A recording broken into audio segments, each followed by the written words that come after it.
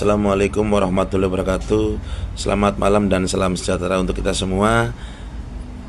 Yang saya hormati Ibu Siti Anissa selaku dosen pengampu mata kuliah pengambilan keputusan manajerial. Mohon izin Ibu, kami dari kelompok 7 ingin mempresentasikan sebuah materi rancang bangun sistem pendukung keputusan manajerial. Materi atau pemaparan ini kami buat sebagai langkah atau bentuk pemenuhan tugas besar pada mata kuliah pengambilan keputusan manajerial. Kelompok kami terdiri dari Tri Januardi Putra, kemudian saya sendiri Eka Ponang Irawan dan Bimo Nanda Rizkullah. Assalamualaikum warahmatullahi wabarakatuh. Selamat malam dan salam sejahtera untuk kita semua. Yang saya hormati Ibu Siti Anissa selaku dosen pengampu mata kuliah pengambilan keputusan manajerial. Mohon izin Ibu, kami dari kelompok 7 ingin mempresentasikan sebuah materi rancang bangun sistem pendukung keputusan manajerial. Materi atau pemaparan ini kami buat sebagai langkah atau bentuk pemenuhan tugas besar pada mata kuliah pengambilan keputusan manajerial. Ibu, untuk pembahasan selanjutnya kita memasuki definisi sistem pendukung keputusan manajerial.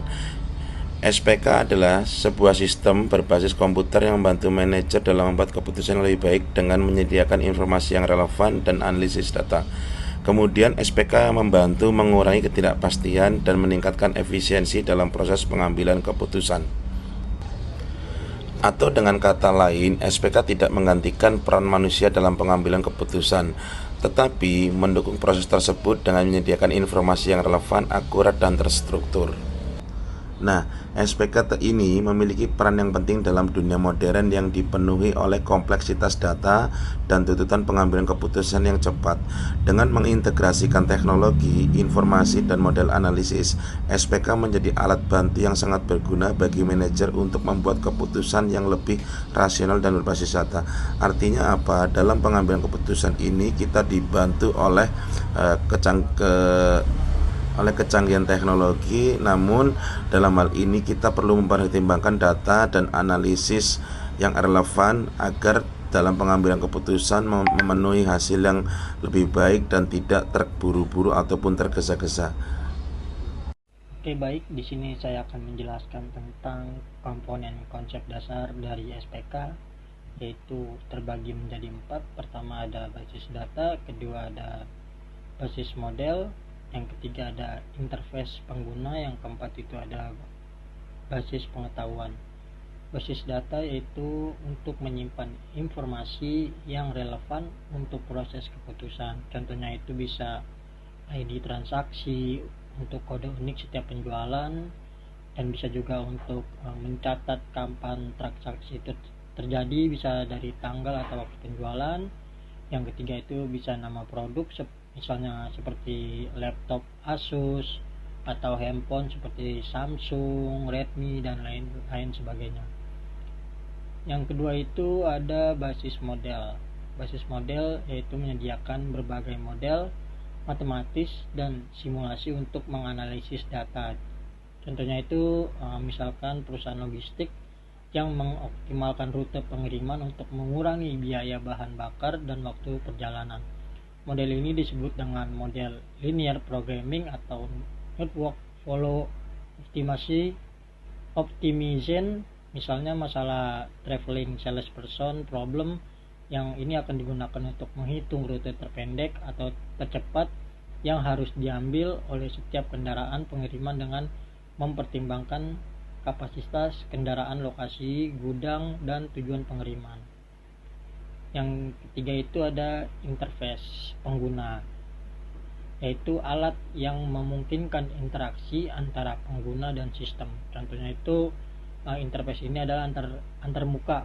Pengguna akan dirancang untuk memungkinkan manajer dengan mudah mengakses data, menjalankan model analisis, dan mendapatkan wawasan untuk pengambilan keputusan. Yang keempat itu ada basis pengetahuan, yaitu menggunakan pengalaman dan keahlian untuk memberikan rekomendasi yang baik. Contohnya sistem berbasis pengetahuan ini seperti sistem pakar atau sistem rekomendasi yang menyimpan fakta, aturan, hubungan, dan heuristik atau aturan praktis yang diperoleh dari para ahli atau data historis. Ini memungkinkan sistem untuk meniru pemikiran ahli dalam domain tertentu. Selanjutnya itu ada proses rancang bangun SPK. Ini ada 4. Yang pertama itu ada identifikasi masalah, yang kedua itu ada pengumpulan data, yang ketiga itu ada pengembangan model, yang keempat itu ada implementasi sistem. Pertama itu identifikasi masalah dalam menentukan masalah yang perlu dipecahkan. Contohnya ini untuk analisis data awal dari basis data penjualan itu bisa ditemukan bahwa margin keuntungan untuk laptop gaming dan TV cenderung menurun meskipun ada upaya promosi. Data ini juga menunjukkan bahwa tingkat konversi atau rasio pengunjung menjadi pembeli di toko fisik dan online untuk produk tersebut juga rendah dibandingkan dengan kategori lain. Yang kedua itu ada pengumpulan data, yaitu mengumpulkan data yang relevan untuk dianalisis. Contohnya itu misalkan kita mau mencatat detail setiap transaksi penjualan selama periode waktu tertentu, misalnya 2 atau 3 tahun terakhir belakangan ini. Yang ketiga itu ada pengembangan model, yaitu membangun model yang akan digunakan untuk dianalisis. Nah, contoh dari pengembangan model ini contohnya itu model optimalisasi harga.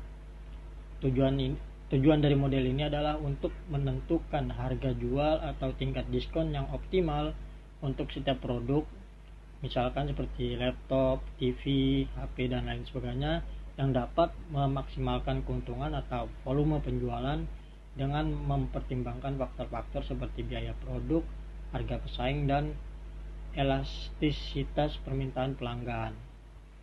Yang keempat itu ada implementasi sistem, yaitu menerapkan sistem yang telah dirancang. Nah, misalkan ini persiapan infrastruktur hardware atau software. Ini dia bisa menyediakan server untuk memastikan ketersediaan server dengan spesifikasi yang memadai untuk menjalankan basis data, model analitis, dan aplikasi antarmuka pengguna. Ini juga bisa berupa on-premise di kantor perusahaan atau cloud-based, misal menggunakan Google Cloud atau Azure. Yang ketiga itu ada pengembangan model, yaitu membangun model yang akan digunakan untuk dianalisis. Nah, contoh dari pengembangan model ini contohnya itu model optimalisasi harga. Tujuan dari model ini adalah untuk menentukan harga jual atau tingkat diskon yang optimal untuk setiap produk, misalkan seperti laptop, TV, HP, dan lain sebagainya, yang dapat memaksimalkan keuntungan atau volume penjualan dengan mempertimbangkan faktor-faktor seperti biaya produk, harga pesaing, dan elastisitas permintaan pelanggan. Yang keempat itu ada implementasi sistem, yaitu menerapkan sistem yang telah dirancang. Nah, misalkan ini persiapan infrastruktur hardware atau software. Ini dia bisa menyediakan server untuk memastikan ketersediaan server dengan spesifikasi yang memadai untuk menjalankan basis data, model analitis, dan aplikasi antarmuka pengguna. Ini juga bisa berupa on-premise di kantor perusahaan atau cloud-based, misal menggunakan Google Cloud atau Azure.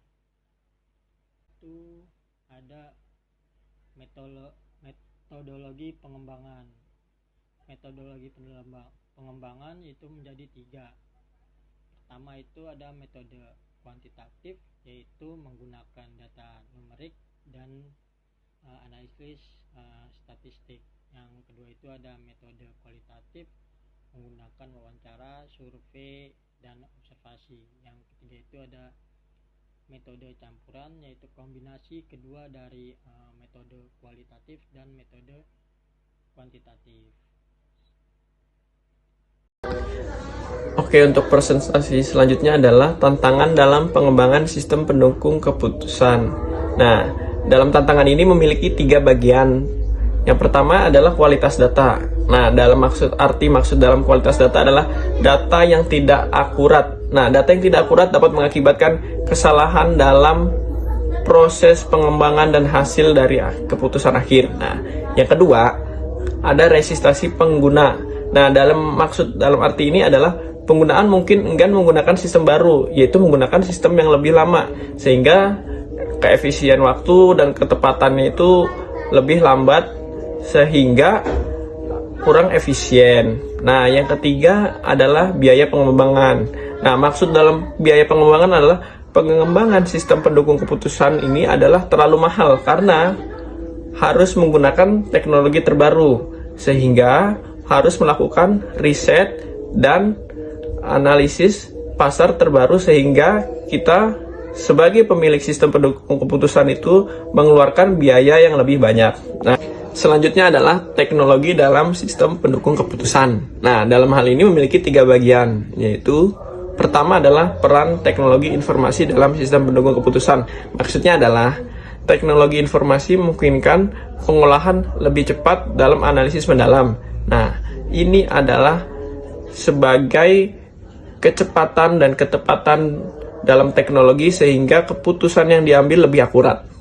Dan selanjutnya adalah alat perangkat lunak. Nah, pada umumnya sistem pendukung keputusan menggunakan alat perangkat lunak seperti Microsoft Excel atau perangkat lunak khusus sistem pendukung keputusan yang saat ini sudah banyak dikembangkan oleh perangkat-perangkat dari luar negeri, khususnya di negara Amerika. Yang ketiga adalah tren terbaru dalam sistem pendukung keputusan, yaitu menggunakan kecerdasan buatan, analitik prediktif yang kita sebut sebagai AI. Nah, untuk AI sendiri memiliki kecerdasan di atas rata-rata, sehingga keputusan yang diambil lebih tepat dan cepat, sehingga analisis keputusan semuanya bersumber itu bisa dihasilkan dengan cepat dan tepat dengan teknologi terbaru, sehingga lebih efisiensi dalam penganggaran perusahaan tersebut. Nah, kesimpulan dari penerapan sistem pendukung keputusan adalah sangat membantu untuk meningkatkan, yang pertama adalah efektivitas pengambilan keputusan, yang kedua memberikan informasi yang lebih akurat dan tepat, yang ketiga adalah mempercepat proses analisa.